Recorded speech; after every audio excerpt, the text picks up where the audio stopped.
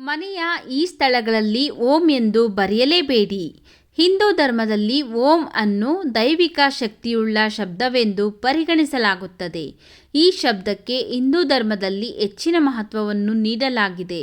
ಮನೆಯಲ್ಲಿ ನಾವು ಓಂ ಎಂದು ಬರೆಯುವುದರಿಂದ ಆ ಮನೆಯಲ್ಲಿ ಸಂತೋಷ ಮತ್ತು ಸಮೃದ್ಧಿ ಸದಾಕಾಲ ನೆಲೆಸಿರುತ್ತದೆ ಎನ್ನುವ ನಂಬಿಕೆ ಇದೆ.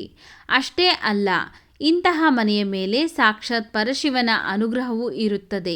ಮನೆಯಲ್ಲಿ ಓಂ ಎನ್ನುವ ಶಬ್ದವನ್ನು ಬರೆಯುವುದರಿಂದ ನಿಮ್ಮ ಮನೆಯೊಳಗೆ ಯಾವುದೇ ರೀತಿಯಾದ ನಕಾರಾತ್ಮಕ ಶಕ್ತಿಗಳು ಪ್ರವೇಶವನ್ನು ಪಡೆದುಕೊಳ್ಳುವುದಿಲ್ಲ.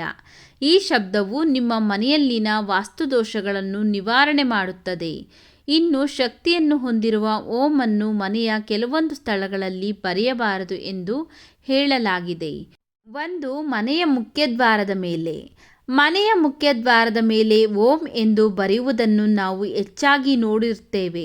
ಅಥವಾ ಓಂ ಎನ್ನುವ ಅಕ್ಷರವನ್ನು ಮನೆಯ ಮುಖ್ಯದ್ವಾರದ ಮೇಲೆ ನೇತು ಹಾಕಿರುತ್ತಾರೆ.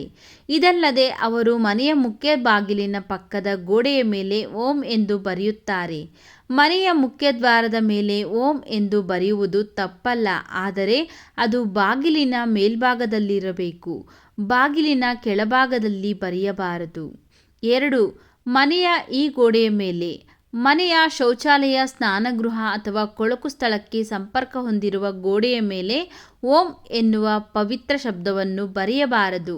ಅಡುಗೆ ಮನೆಯಲ್ಲಿ, ವಿಶೇಷವಾಗಿ ಕೊಳಕು ಅಥವಾ ಬಳಸಿದ ಪಾತ್ರೆಗಳನ್ನು ಇರಿಸಲಾಗಿರುವ ಸ್ಥಳದಲ್ಲಿ ಓಂ ಎಂದು ಬರೆಯಬಾರದು.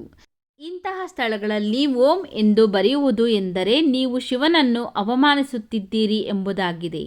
ಈ ತಪ್ಪಿನಿಂದ ನಿಮ್ಮ ಮನೆಯನ್ನು ದುರಾದೃಷ್ಟವು ಮುಚ್ಚಿಕೊಳ್ಳುತ್ತದೆ.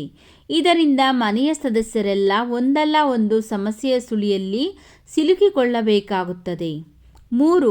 ಮನೆಯ ಚಾವಣಿಯ ಮೇಲೆ. ಜನರು ಸಾಮಾನ್ಯವಾಗಿ ಮನೆಯ ಗೋಡೆ ಅಥವಾ ಚಾವಣಿಯ ಮೇಲೆ ಓಂ ಚಿಹ್ನೆಯನ್ನು ಹಾಕಿರುವುದನ್ನು ನೀವು ಗಮನಿಸಿರಬಹುದು.